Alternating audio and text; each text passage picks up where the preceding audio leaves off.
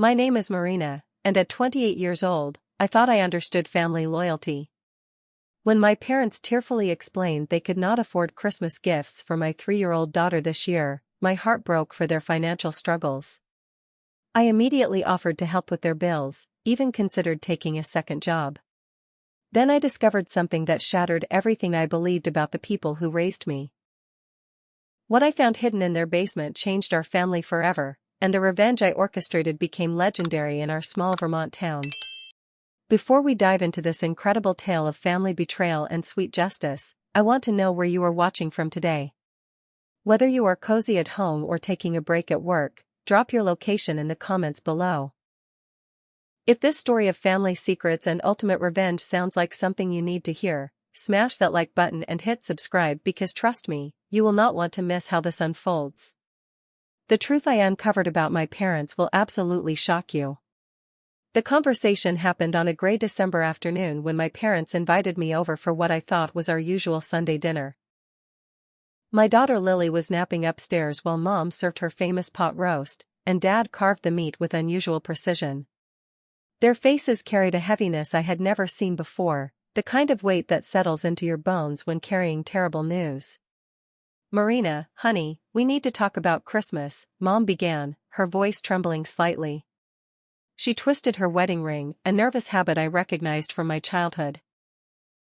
"Your father and I have been struggling financially more than we let on." Dad cleared his throat, avoiding my eyes as he spoke.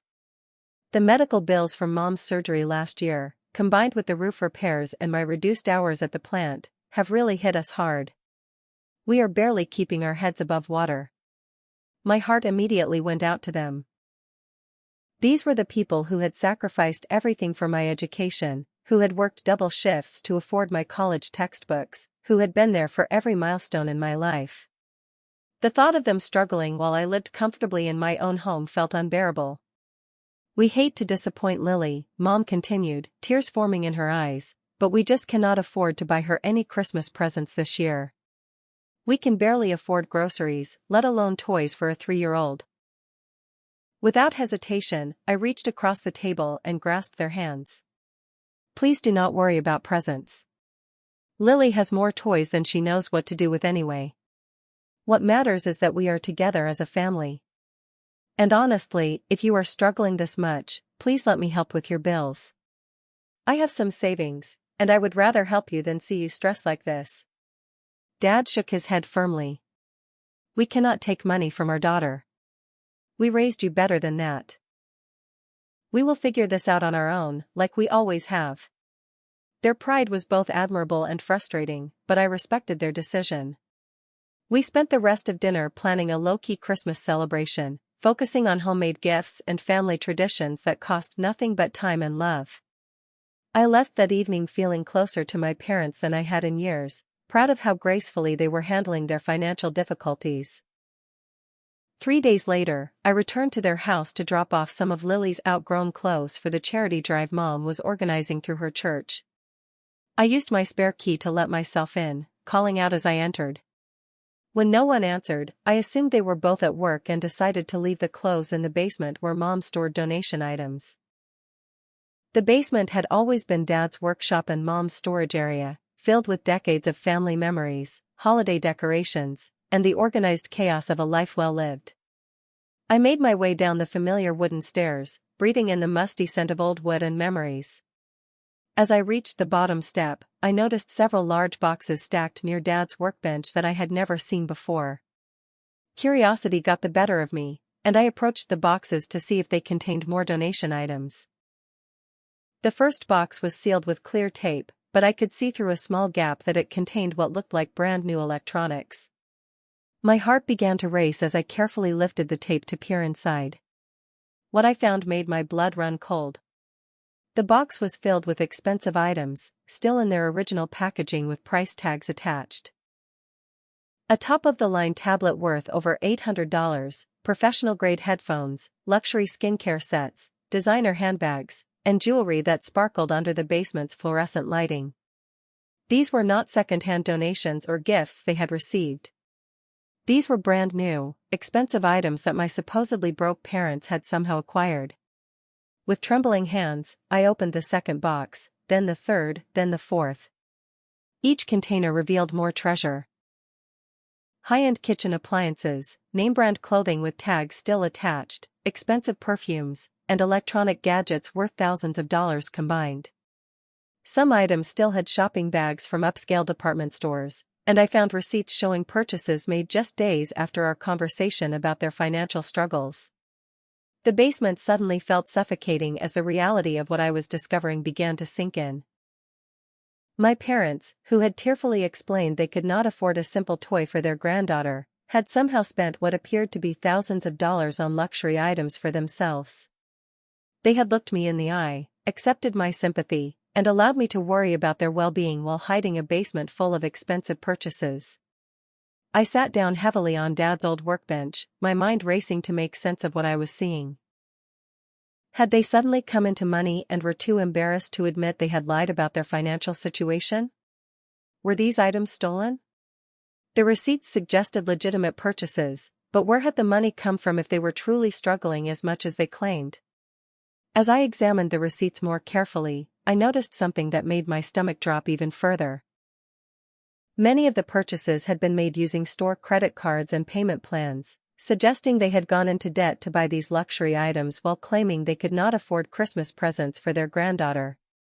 They had chosen designer handbags over their family obligations, expensive electronics over their relationship with their only grandchild. The betrayal cut deeper than any romantic heartbreak I had ever experienced. This was not just about money or presents. This was about trust, honesty, and the fundamental values I thought my family shared. They had manipulated my emotions, accepted my offer to help with their bills, and made me feel guilty for having more financial stability than they did. All while hiding evidence of their own irresponsible spending in the very basement where I now sat, surrounded by their lies. I carefully resealed the boxes, my hands shaking with a mixture of rage and disbelief. As I climbed the basement stairs, I felt like I was leaving behind not just a room full of hidden purchases, but my entire understanding of who my parents really were. The people I had admired for their sacrifice and integrity had revealed themselves to be something entirely different, and I had no idea how to process this devastating discovery. I drove home in a haze of disbelief, my mind churning through every conversation I had ever had with my parents about money, sacrifice, and family values. The 20-minute drive felt like hours as I replayed decades of memories, suddenly seeing them through a completely different lens. Had they always been this deceptive, and I was just too naive to notice? Or was this a recent development that revealed how little I truly knew the people who raised me? When I arrived home, I found my husband Marcus in the living room, helping Lily build a tower with her blocks. The sight of my daughter's innocent joy felt like a physical punch to my gut. This sweet, trusting child had been denied Christmas presents by grandparents who were simultaneously buying themselves luxury items worth thousands of dollars. The injustice of it made my hands clench into fists. "You look like you have seen a ghost," Marcus said, immediately noticing my expression. "What happened at your parents' house?" I waited until Lily was absorbed in her cartoons before pulling Marcus into the kitchen and explaining everything I had discovered. His face went through the same progression of emotions I had experienced: confusion, disbelief, and finally, righteous anger. "Are you absolutely certain about what you saw?" he asked, though his tone suggested he already believed me. "Maybe there is some explanation we are not thinking of." I pulled out my phone and showed him the photos I had secretly taken of the receipts and some of the items. Marcus whistled low under his breath as he scrolled through the images, his expression growing darker with each swipe. "Marina, some of these receipts are dated after your conversation with them about not being able to afford gifts for Lily. They literally went shopping for luxury items while letting you believe they were broke." He set the phone down and ran his hands through his hair. "This is not just about Christmas presents anymore. This is about fundamental dishonesty and manipulation." That evening, I lay awake staring at the ceiling, my mind racing with questions and emotions I could not organize. Part of me wanted to confront my parents immediately, to demand an explanation for their behavior and give them a chance to make things right. But a larger part of me, the part that had been deeply wounded by their deception, wanted something more meaningful than a simple apology. By morning, I had reached a decision that surprised even me with its cold clarity. I was not going to confront my parents directly. Instead, I was going to give them exactly what they had given me, a carefully orchestrated deception that would reveal the true cost of their choices. I spent the next 2 days researching and planning, approaching this situation with the same strategic thinking I used in my job as a marketing coordinator. If my parents wanted to play games with family loyalty and financial manipulation, then I would show them what those games really looked like when someone with modern resources decided to play them better. First, I created a comprehensive documentation of everything I had found in their basement. I photographed every receipt, every item, and every price tag, organizing them into a detailed spreadsheet that showed exactly how much money they had spent while claiming poverty. The total came to over $6,000 in purchases made within the past 2 months, including several items bought the same week they had their tearful conversation with me about not being able to afford Christmas gifts. Next, I began investigating their actual financial situation. Using publicly available records and some creative online research, I discovered that Dad had recently received a substantial settlement from a workplace injury lawsuit he had never mentioned to me. Mom had also inherited a modest sum from a distant relative earlier in the year. They were not only not broke, but they actually had more liquid cash available than I did. The revelation that they had money and had chosen to lie to me made their deception even more calculated and cruel. This was not about pride or embarrassment over financial struggles. This was about manipulation, about making me feel guilty and concerned while they secretly indulged in luxury purchases they did not want to share with their family. I also discovered something else that made my blood boil. They had been posting photos of their expensive purchases on social media, but had blocked me from seeing these posts while leaving them visible to their friends and extended family. They had been showing off their new designer handbags and expensive electronics to everyone except the daughter they had lied to about being unable to afford Christmas gifts. The level of premeditation in their deception was staggering. They had not just hidden their purchases from me, they had actively curated different versions of their life for different audiences. To me, they were struggling parents deserving of sympathy and financial assistance. To their social media followers, they were successful people enjoying the fruits of their labor. Armed with this information, I began crafting my response. I would not be confronting them privately or giving them an opportunity to explain away their behavior with more lies. Instead, I would be exposing their deception in a way that would make the consequences of their choices impossible to ignore or minimize. I started by creating my own social media documentation, carefully crafting posts that would tell the story of their deception without explicitly accusing them of wrongdoing. I would let the evidence speak for itself and allow others to draw their own conclusions about the kind of people who would lie to their daughter about being unable to afford Christmas gifts while secretly buying themselves luxury items. But social media exposure was just the beginning of my plan. I had something much more comprehensive in mind, something that would address not just the immediate deception but the deeper pattern of manipulation and dishonesty that I was beginning to recognize in my relationship with my parents. As I finalized my strategy, I felt a strange sense of calm settle over me. For the first time since discovering their lies, I was not angry or hurt. I was focused, determined, and absolutely certain that my parents were about to learn a very important lesson about the consequences of treating family loyalty as a one-way street. The little girl who had always sought their approval was gone, replaced by a woman who understood that sometimes the people who hurt you most are the ones who taught you how to protect yourself. My parents had given me a masterclass in deception and manipulation. Now I was going to show them what I had learned. The next phase of my plan required careful timing and strategic allies, so I reached out to my cousin Sarah, who had always been the family's unofficial keeper of information. Sarah was 5 years older than me, sharp-eyed, and had never been afraid to call out family members when their behavior crossed the line. More importantly, she had her own complicated history with my parents' tendency to manipulate situations to their advantage. "I need to show you something, but I want your honest opinion before I tell you what I am thinking," I said when I called her that Thursday evening.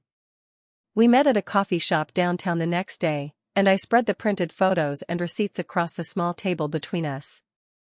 I watched Sarah's expression change from confusion to disbelief to outright fury as she processed what she was seeing. "Marina, please tell me these are not what I think they are," she said, picking up a receipt for a $1,500 designer handbag purchased 3 days after my parents' tearful conversation about Christmas gifts. "They are exactly what you think they are," I replied, keeping my voice steady despite the anger that still simmered beneath my calm exterior. "And there is more." I showed her the social media posts they had hidden from me, the documentation of their actual financial situation, and the timeline that proved their deception had been carefully planned and executed. Sarah listened without interrupting, but I could see her jaw tightening with each new piece of evidence. "This is not just about Christmas presents," she said finally, echoing the same conclusion Marcus and I had reached. "This is about a pattern of manipulation that probably goes back years. Remember when they guilt-tripped Uncle Robert into paying for their vacation by claiming they could not afford to visit his sick mother? Or when they convinced Grandma to give them money for emergency car repairs and then bought that expensive patio set?" Sarah's words hit me like a physical blow because she was absolutely right. Now that I was looking for it, I could see the pattern of behavior that had been hidden in plain sight. My parents had been using financial manipulation to control and exploit their family relationships for years, and I had been too trusting to notice. "What are you planning to do about this?" Sarah asked, though her tone suggested she was already formulating her own ideas. "I am going to expose them," I said simply. "Not just to embarrass them, but to make sure they can never use these tactics on anyone in our family again. But I need to do it the right way, and I need allies who can help me make sure the truth comes out properly." Sarah leaned back in her chair, a slow smile spreading across her face. "Count me in. But we are going to need more than just the two of us to make this really effective. Have you thought about talking to Aunt Linda?" Aunt Linda was my mother's sister, a no-nonsense woman who ran her own accounting firm and had zero tolerance for financial dishonesty. She was also someone my parents respected and feared in equal measure, because she had a reputation for calling out family members when they stepped out of line. "Linda needs to see this evidence," Sarah continued. "And so does Uncle Robert. They both have been on the receiving end of your parents' financial manipulation tactics before, even if they did not recognize it at the time." Over the next few days, I carefully reached out to key family members, sharing my evidence and asking for their perspective on my parents' behavior. The response was more overwhelming than I had anticipated. It turned out that nearly everyone in our extended family had experienced some form of financial manipulation from my parents over the years, but no one had connected the dots or compared notes until now. Uncle Robert confirmed Sarah's memory about the vacation guilt trip, adding details that made the manipulation even more obvious in hindsight. Aunt Linda revealed that my parents had borrowed money from her multiple times over the years, always with dramatic stories about financial emergencies, but had never repaid any of it despite clearly having the means to do so. Most shocking of all was what I learned from my cousin David, who worked at the same plant as my father.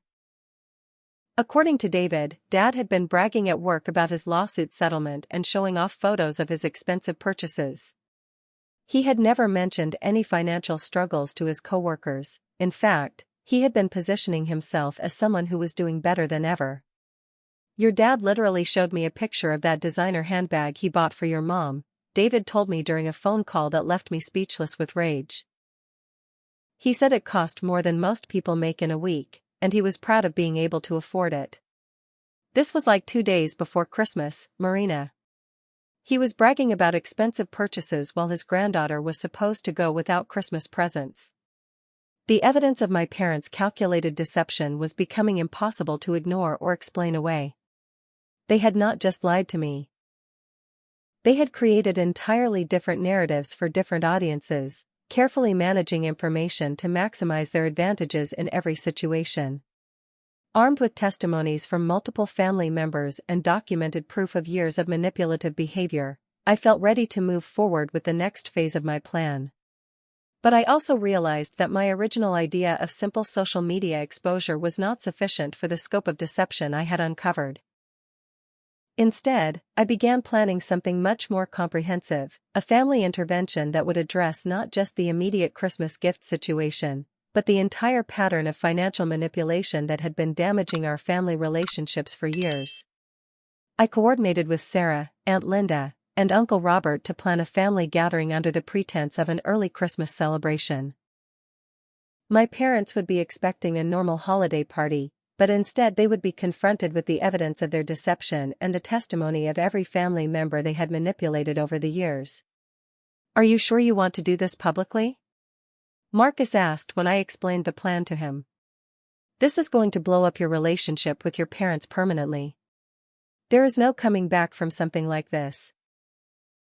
I looked at my daughter, who was playing happily with toys we had bought her for Christmas, completely unaware that her grandparents had chosen designer handbags over her happiness. The sight strengthened my resolve in a way that surprised me with its intensity.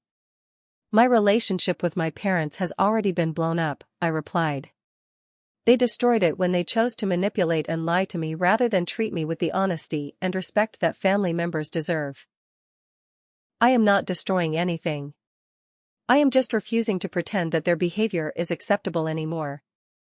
The family gathering was scheduled for the Saturday before Christmas, at Sarah's house where we would have neutral territory and plenty of witnesses. Every family member who had been affected by my parents' financial manipulation would be there, armed with their own stories and evidence. As the day approached, I felt a strange mixture of nervousness and anticipation. Part of me still could not believe that the people who had raised me, who had taught me about honesty and integrity, were capable of such calculated deception. But the evidence was overwhelming, and the pattern of behavior was too clear to ignore. My parents were about to discover that their years of financial manipulation had not gone unnoticed, and that their family was no longer willing to enable their dishonest behavior.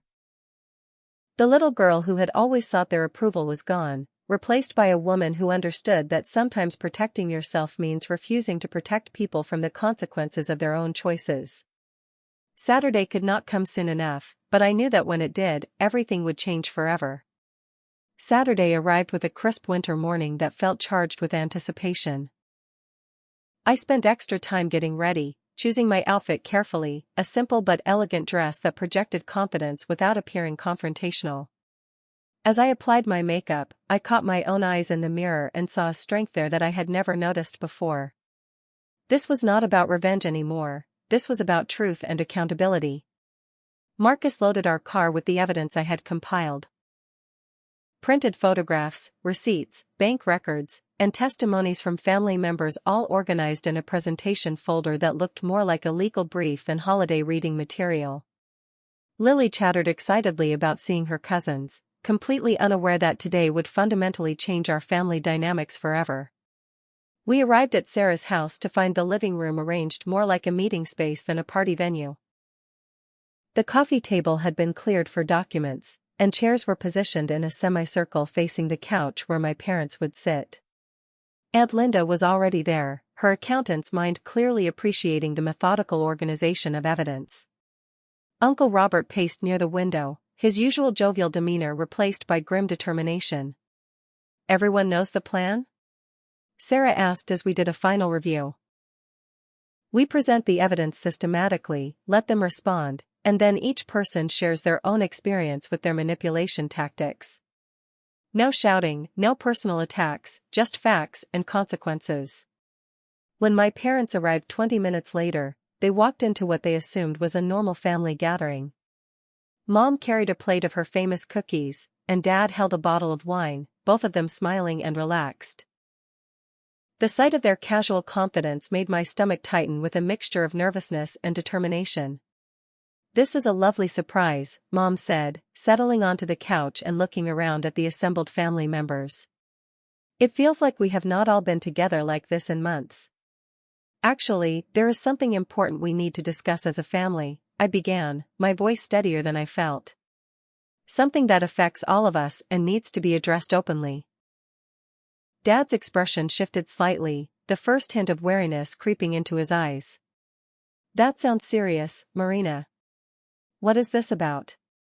Instead of answering immediately, I opened my presentation folder and placed the first set of photographs on the coffee table in front of them. The images showed their basement filled with expensive purchases, price tags clearly visible, receipts scattered among luxury items worth thousands of dollars. The silence in the room was deafening as my parents stared at the evidence of their secret shopping sprees. I watched their faces carefully, looking for any sign of shame, remorse, or acknowledgement of wrongdoing. Instead, I saw calculation, as if they were trying to figure out how to explain away what was clearly unexplainable. "Where did you get these?" Dad asked finally, his tone shifting toward defensiveness. "You had no right to go through our personal belongings." "I found them when I was dropping off clothes for Mom's charity drive," I replied calmly. "The same charity drive where you were supposedly donating items because you could not afford to keep them yourself."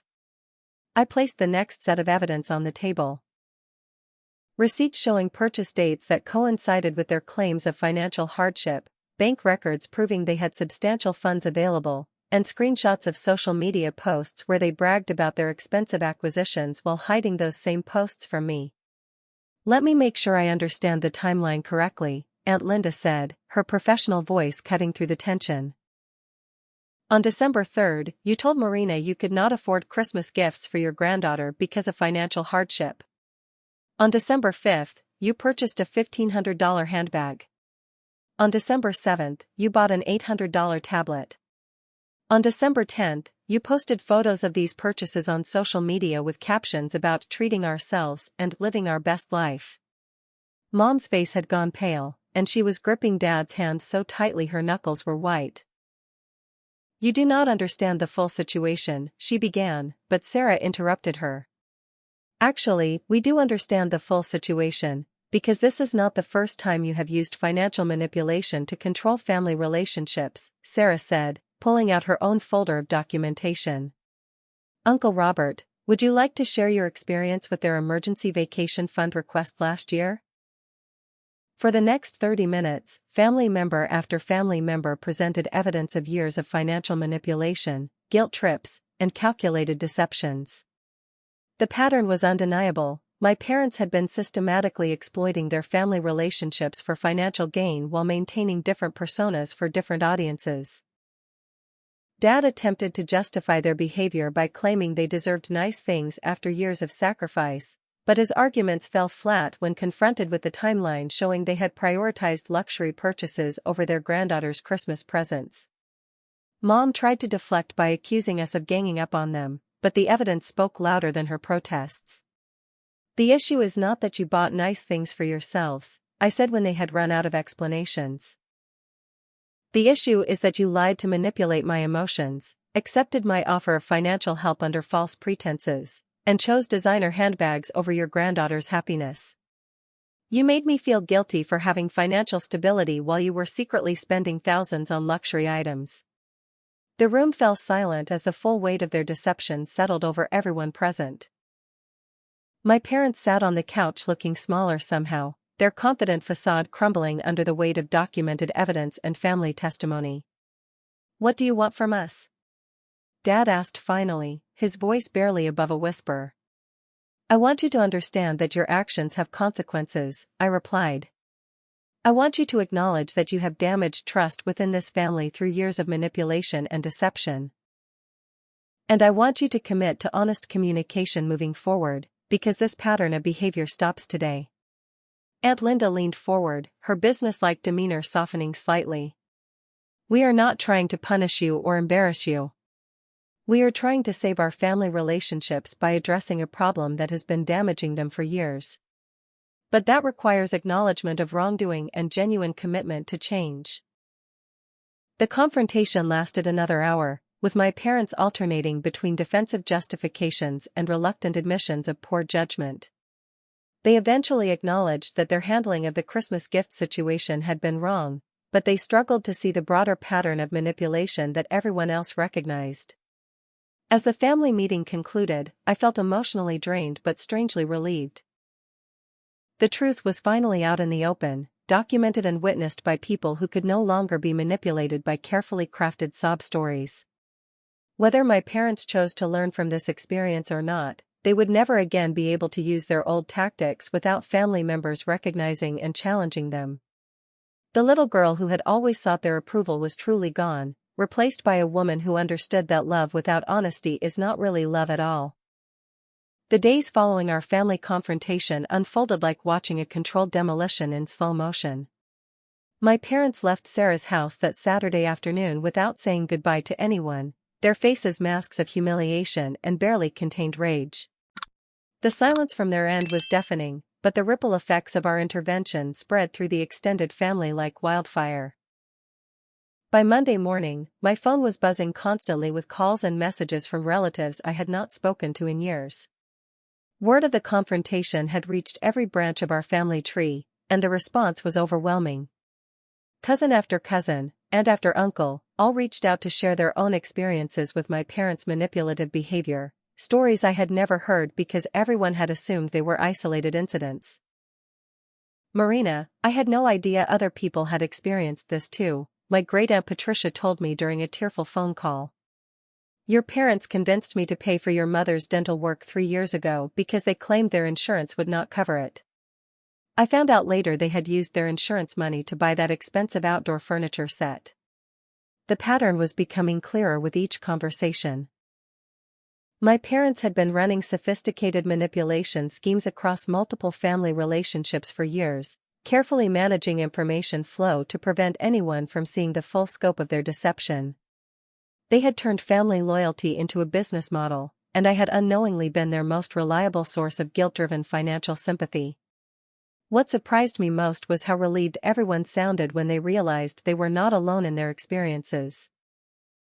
Uncle Robert confessed that he had been questioning his own judgment for years, wondering why my parents always seemed to have financial emergencies right after he received his annual bonus. Cousin David revealed that he had been secretly lending them money for months, believing their stories about unexpected expenses while watching them post photos of expensive purchases on social media. "It is like we were all living in separate versions of the same lie," Sarah said when she called Tuesday evening. "They were so good at making each of us feel special for being trusted with their private financial struggles that none of us thought to compare notes." Meanwhile, my parents had retreated into complete silence. They did not return phone calls, respond to text messages, or acknowledge any attempts at communication from family members.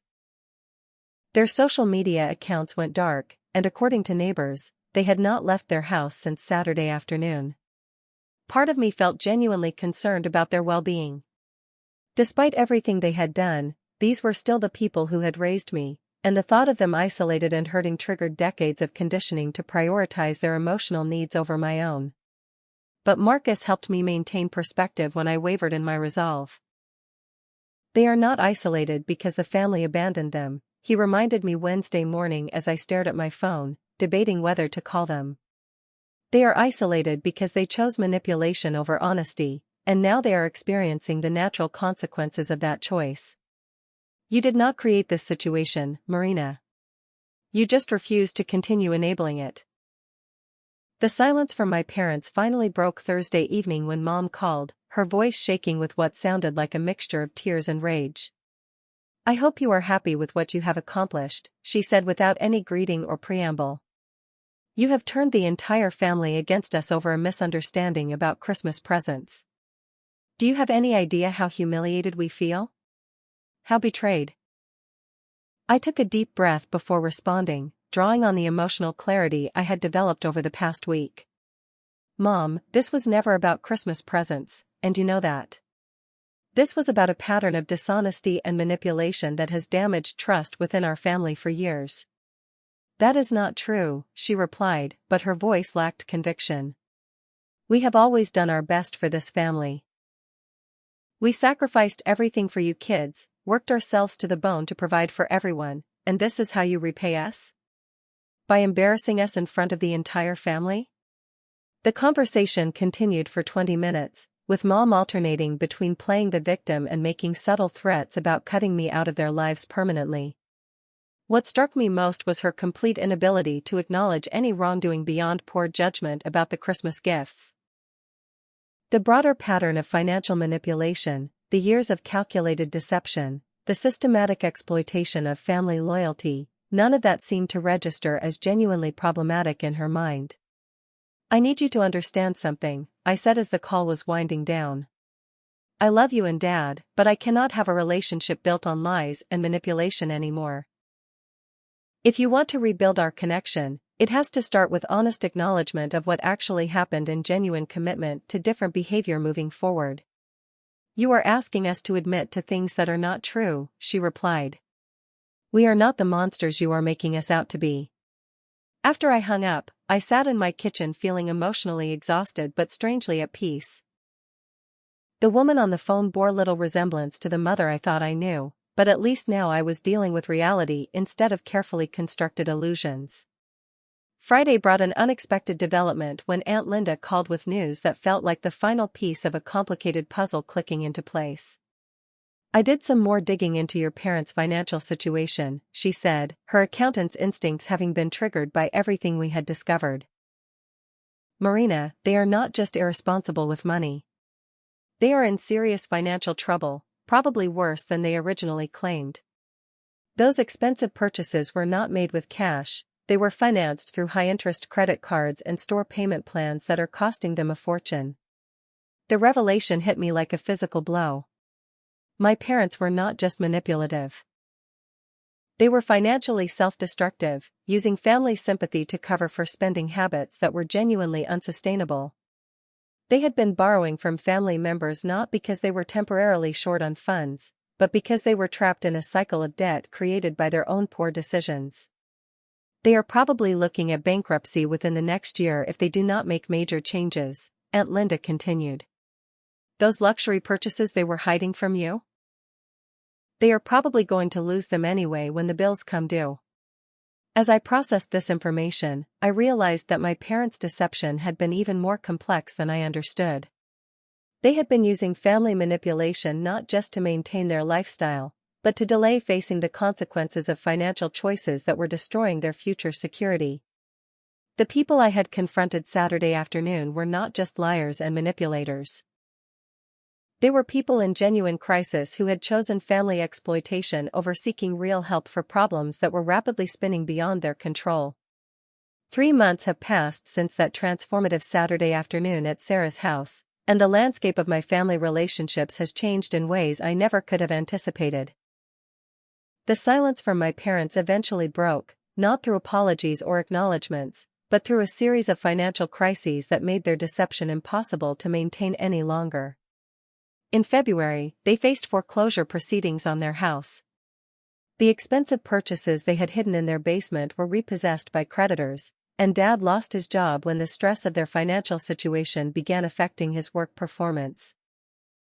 The web of lies they had woven finally collapsed under the weight of economic reality, leaving them with no choice but to seek genuine help from family members they had spent years manipulating. Uncle Robert, despite everything they had put him through, offered to help them navigate bankruptcy proceedings. Aunt Linda agreed to provide financial counseling to help them understand how their spending patterns had created their crisis. The family response was compassionate but conditional. Help was available, but only if they committed to honest communication and financial transparency moving forward. My parents initially resisted these conditions, clinging to their narrative that they were victims of circumstances beyond their control rather than people who had made consistently poor choices. But as their situation became more desperate, they gradually began accepting the support being offered, though their acknowledgement of wrongdoing remained limited and reluctant. For me, watching their downfall brought no satisfaction, only a profound sadness for the people they might have been if they had chosen honesty over manipulation. The parents I thought I knew, the ones who had taught me about integrity and family values, had perhaps never existed at all.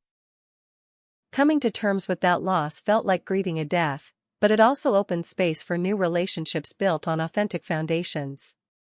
My connection with Sarah deepened into something closer to sisterhood as we processed our shared experiences and built new family traditions centered around honesty and mutual support. Aunt Linda became an unexpected mentor, teaching me about financial planning and helping me understand how to protect myself from future manipulation attempts. Uncle Robert's wisdom about forgiveness without enabling gave me language for the complex emotions I was navigating. Most importantly, I discovered that family is not just about blood relationships, it is about people who show up consistently with love, honesty, and support. My chosen family expanded to include relatives I had barely known before our intervention, people who had been kept at arm's length by my parents' information management but who welcomed me with open arms once the truth came out.